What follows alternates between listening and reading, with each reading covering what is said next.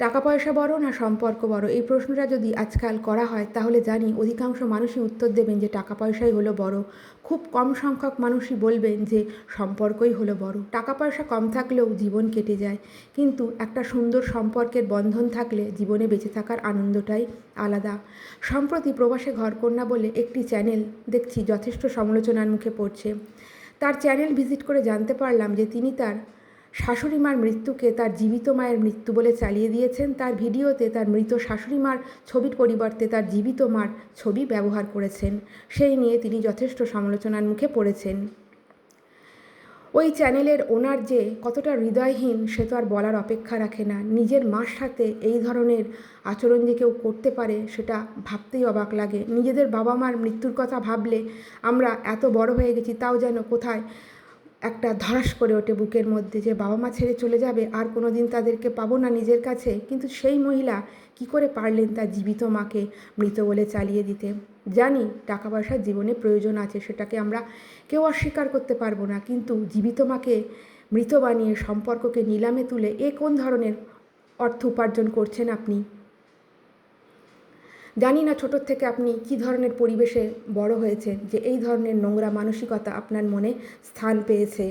তবে এইটুকু পরিষ্কার বুঝতে অসুবিধা হয় না যে আপনি মুখের ওপর মুখোশ পরে ভিউয়ার্সদের এতদিন ধরে বোকা বানিয়ে এসছেন।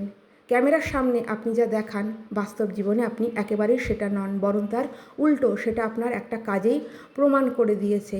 কারণ সারা জীবন মুখের ওপর মুখোশ পরে থাকা যায় না, একটা সময় মুখের ওপর থেকে মুখোশটা কিন্তু খুলেই পড়ে। আর যে বোকা ভিউয়ার্সরা তার চ্যানেলে গিয়ে ভিজিট করেন তাদের উদ্দেশ্যে একটা কথাই বলি, উনি তো লাখ লাখ টাকা মাস গেলে রোজগার করছেন, তাতে আপনাদের কী লাভটা হচ্ছে? ওনার চ্যানেলের পেছনে নিজের অমূল্য সময় নষ্ট না করে সেই সময়টাতে আপনারা বাড়িতে আসা খবরের কাগজটা খুঁটিয়ে খুঁটিয়ে পড়ুন না, তাতেও তো অনেক জ্ঞান বুদ্ধি বাড়বে।